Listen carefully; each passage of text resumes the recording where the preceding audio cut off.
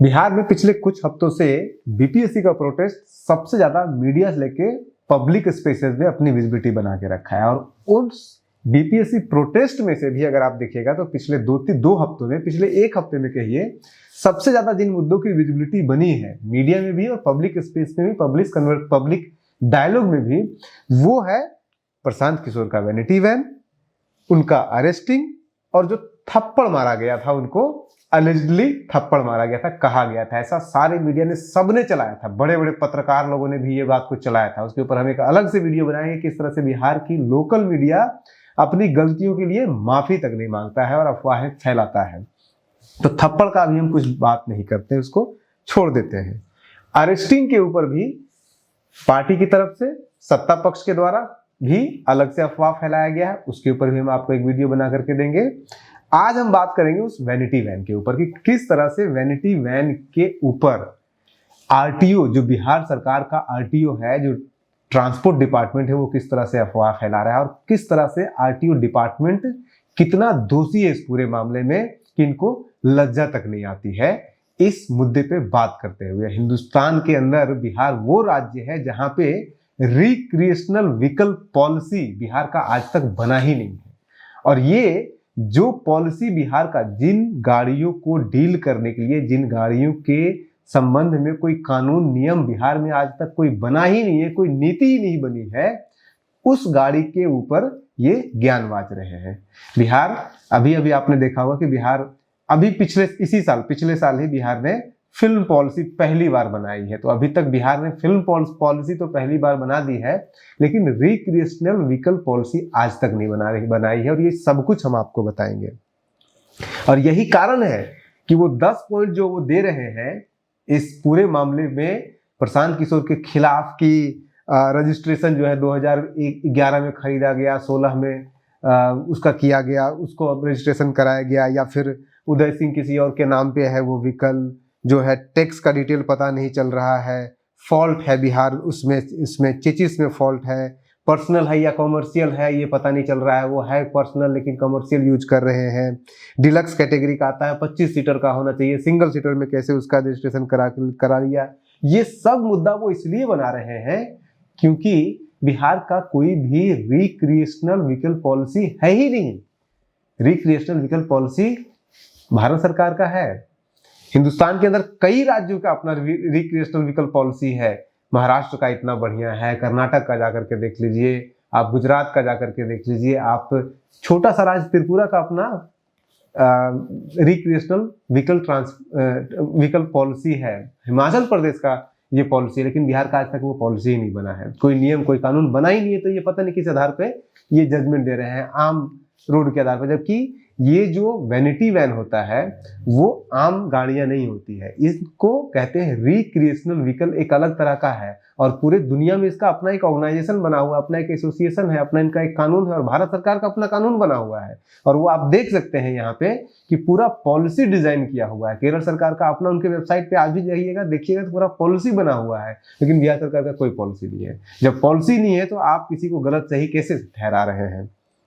और ये सवाल इसलिए उठा रहे हैं क्योंकि इनको पता ही नहीं है। अरे आपने पॉलिसी नहीं बनाया है बिहार सरकार ने, चलो वो बात मान लेते हैं, आपको नींद बहुत देर से खुली।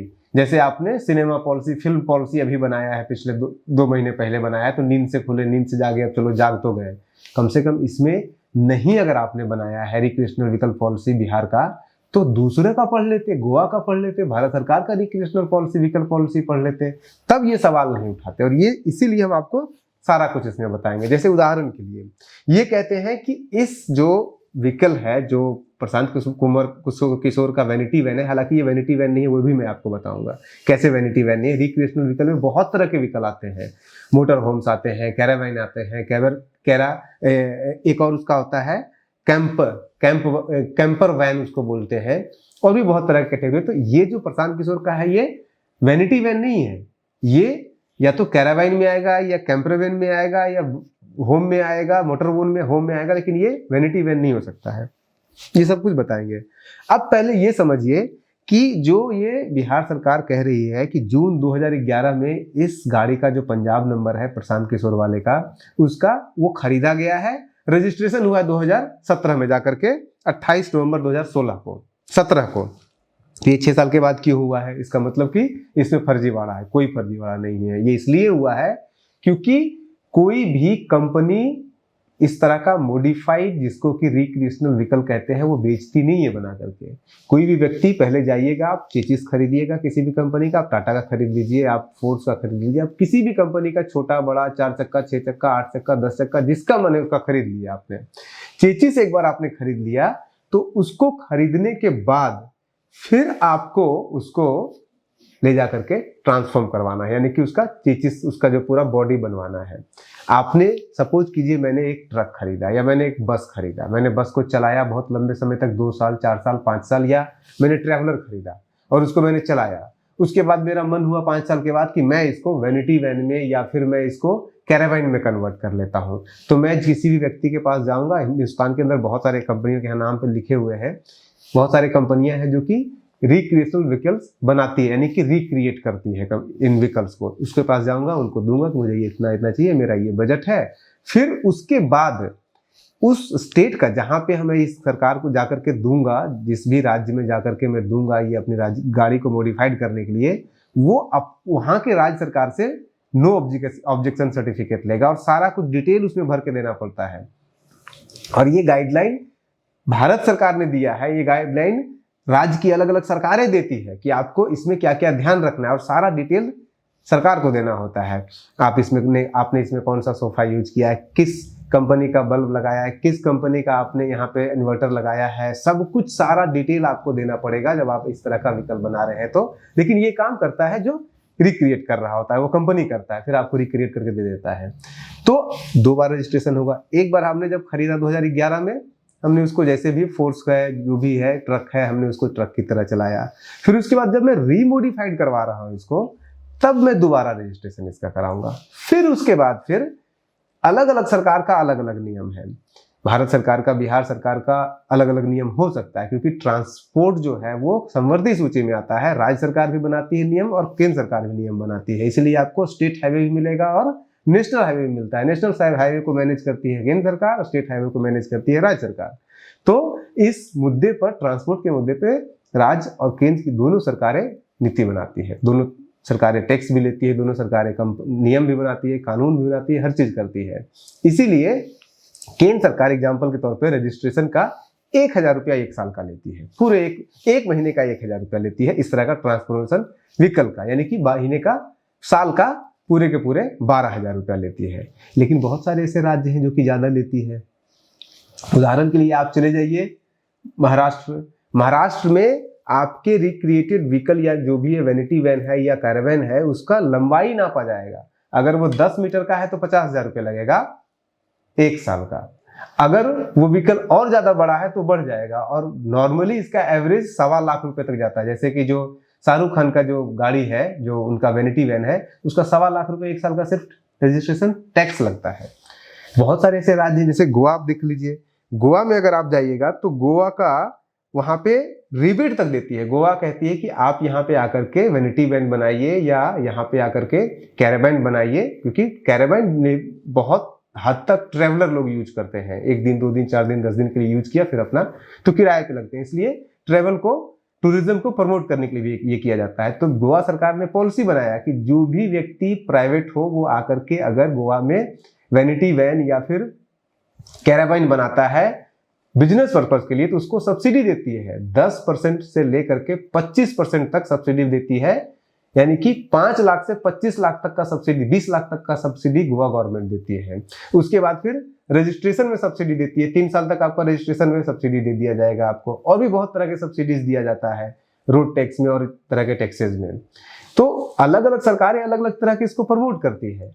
तो बिहार सरकार का भी अलग पॉलिसी होना चाहिए, लेकिन बिहार सरकार का ऐसा कोई पॉलिसी है नहीं। जैसे कि उदाहरण के लिए त्रिपुरा जो है वो 1 साल में 68,175 रुपया लेती है टैक्स के रूप में, गुजरात 57,725 रुपया लेती है, गोवा मात्र 12,000 रुपया लेती है, महाराष्ट्र 1.25 लाख तक लेती है, कर्नाटक 1 लाख लेती है। सबका अलग अलग पॉलिसी है। तो बिहार का कोई पॉलिसी क्यों नहीं है? जब आपने कोई पॉलिसी ही नहीं बनाया है तो फिर आप इस तरह के व्हीकल को कैसे जिम्मेदार बता सकते हैं? हालांकि रजिस्ट्रेशन हुआ है, इसीलिए जब खरीदा गया है तो पंजाब से खरीदा गया है गाड़ी। जब वो बिहार पहुंचा गाड़ी, तो बिहार में एक किसी दूसरे व्यक्ति के नाम से रजिस्ट्रेशन कराया गया है 2016 में, ऐसा नहीं कि कराया नहीं गया है। इसलिए 2 रजिस्ट्रेशन होना हर वैनिटी वैन का, हर कैरावान को जरूरी होता है। तो ये आरटीओ को लोग जो है, बिहार के आरटीओ को लोग हैं, वो पता नहीं अपना पॉलिसी नहीं तो दूसरे का पॉलिसी कम से कम पढ़े। इसके बाद फिर कह रहे हैं उदय सिंह का गाड़ी है, तो ये कॉमर्शियल गाड़ी है, पर्सनल गाड़ी है, लेकिन कॉमर्शियल यूज हो रहा है। ये कहाँ पे प्रूफ हुआ है कि प्रशांत किशोर ने इसको किराए पे लिया है? भाई उदय सिंह उनके दोस्त हो सकते हैं, उदय सिंह ने इनको गाड़ी दे दिया होगा इस्तेमाल करने के लिए दोस्ती यारी में, तो उसके ऊपर भी आप थोड़ी टैक्स लगा दीजिएगा, उसको आप कमर्शियल थोड़ी कह दीजिएगा। इस तरह के दोस्ताना में अगर किसी को गाड़ी कुछ दिनों को इस्तेमाल करने के लिए दे रहे हैं। अब उदय सिंह का कनेक्शन निकाला जा रहा है कि भाजपा के ये एमपी रह चुके हैं, अभी तो फिलहाल वो कांग्रेस में, उनकी माँ भी कांग्रेस में थी। अफवाहें हर तरह की फैलाई जाएगी। 33 नंबर पे बात हो रही है, हालांकि 33 नंबर पे अभी भी आरटीओ ने कहा है कि उससे ऐसा लगता है कि टेम्पर किया गया है।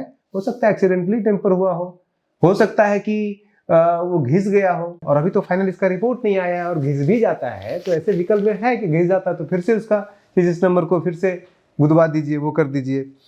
इसी तरह से कह रहे हैं कि टैक्स जो डिटेल है वो विजिबल नहीं है, तो टैक्स डिटेल विजिबल कहाँ से होगा जब आपका इस तरह के गाड़ियों का रिक्रिएशनल व्हीकल का कोई पॉलिसी नहीं है, तो फिर कहाँ से टैक्स विजिबल होगा? और अगर वेबसाइट पे विजिबल नहीं है तो फिर आपका दोष है ना, सरकार का दोष है ना। और हिंदुस्तान का अंदर बिहार का डिजिटाइजेशन जो है गवर्नमेंट के कामकाज का कितना बुरा है, कितनी बुरी स्थिति है, ये कोई छुपाने वाली चीज़ नहीं है। तो अपनी गलती दूसरे के ऊपर मोड़ने की जरूरत यहाँ पे नहीं होनी चाहिए। अब ये कह रहे हैं ये डीलक्स कैटेगरी का होना चाहिए 25 सीटर वाला। भाई 25 सीटर वाला क्यों होगा? ये तो अलग तरह का व्हीकल है ना, ये तो रिक्रिएटेड व्हीकल है, इसकी अलग पॉलिसी होनी चाहिए। आपने पॉलिसी नहीं बनाई है, बिहार सरकार ने पॉलिसी नहीं बनाई है, बिहार सरकार का ट्रांसपोर्ट डिपार्टमेंट ने पॉलिसी नहीं बनाया है।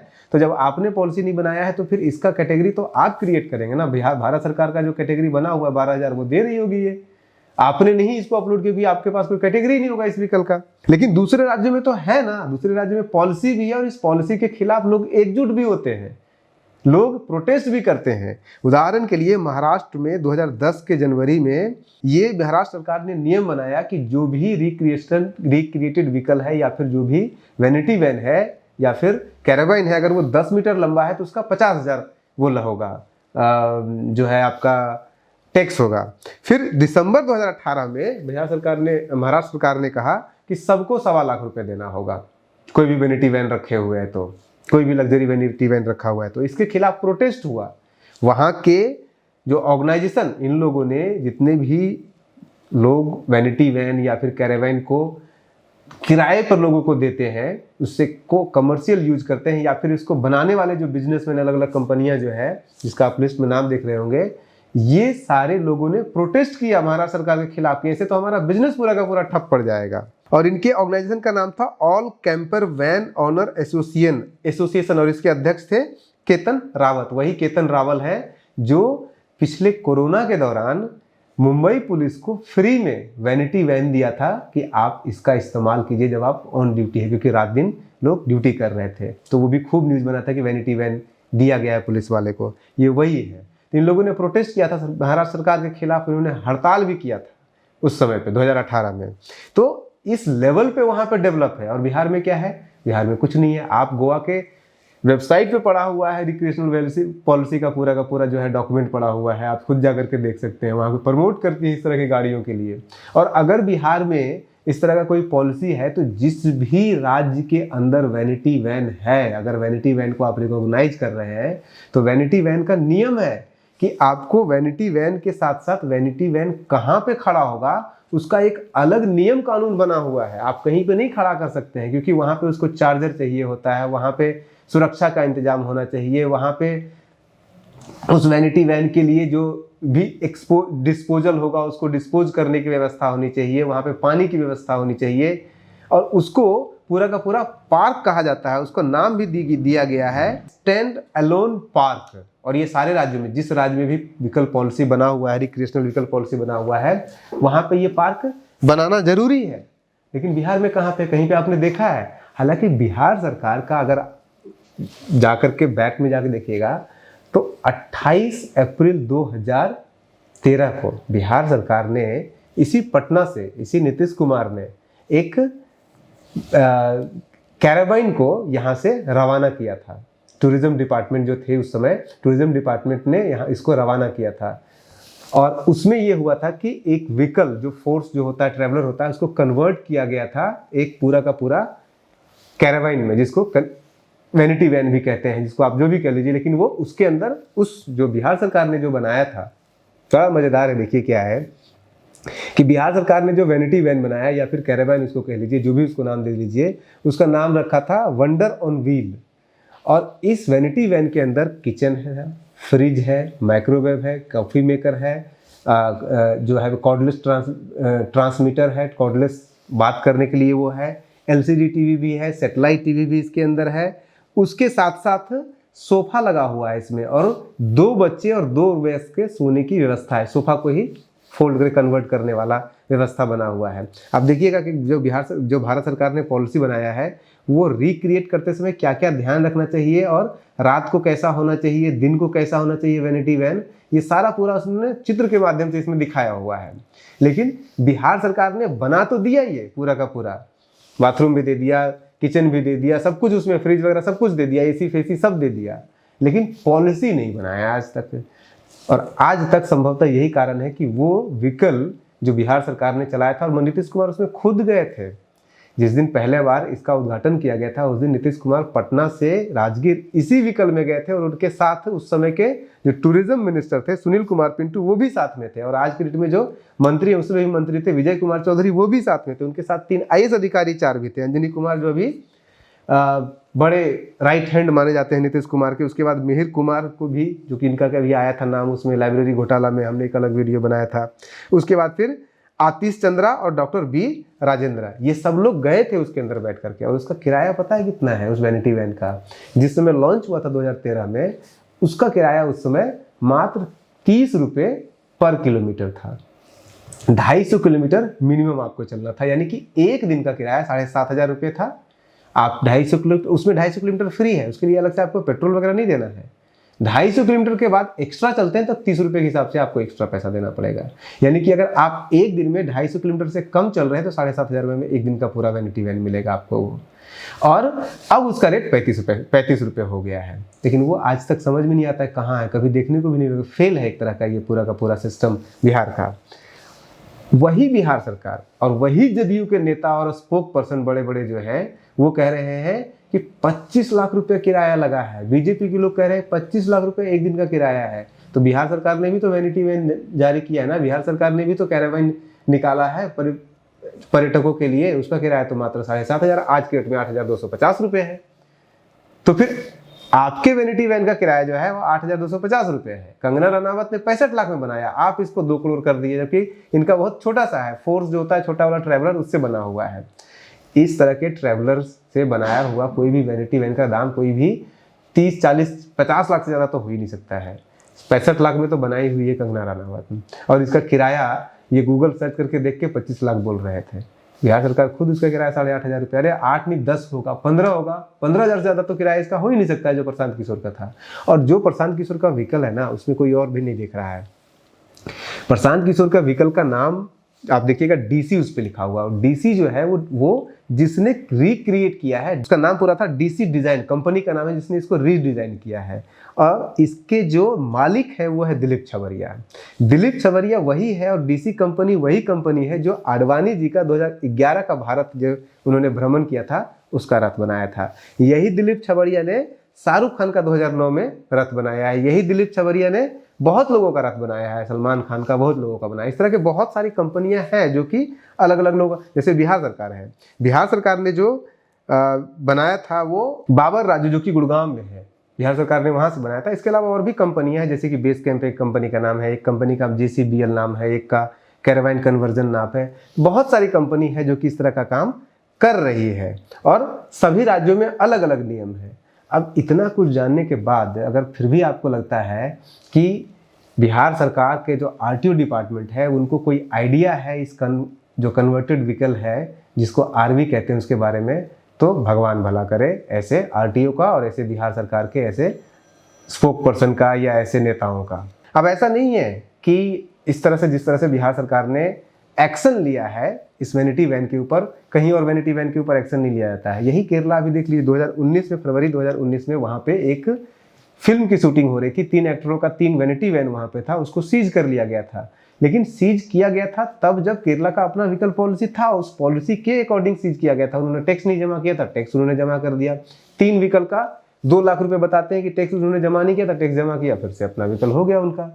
तो अगर प्रशांत किशोर ने नहीं भी मान लीजिए 1 आध महीने के लिए या 1 आध साल के लिए नहीं टैक्स जमा किया या किसी भी समय के लिए नहीं किया है, टैक्स लीजिए, काम खत्म। इतने सारे बाइक जो है पकड़े जाते हैं, गाड़ी पकड़ी जाती है जो पोल्यूशन नहीं बना के रखते हैं, ये नहीं बना के रखते हैं, वो नहीं बना के रखते हैं। अभी अगर आप सही से सारे जितने भी मंत्री और ये सब जितने भी ऑफिशियल्स हैं ना, ऑफिसर सब हैं, इनके सबका गाड़ी का अगर चेक करना शुरू कीजिएगा तो कई गाड़ियाँ इनका मिल जाएगा जिसका कि इन्होंने पोल्यूशन नहीं बना रखा होगा, या आरसी नहीं होगा, या फिर इनका जो है वो इंश्योरेंस नहीं हो रखा होगा, तो पोल्यूशन नहीं हो रखा होगा। तो ये कौन सी बड़ी बात है?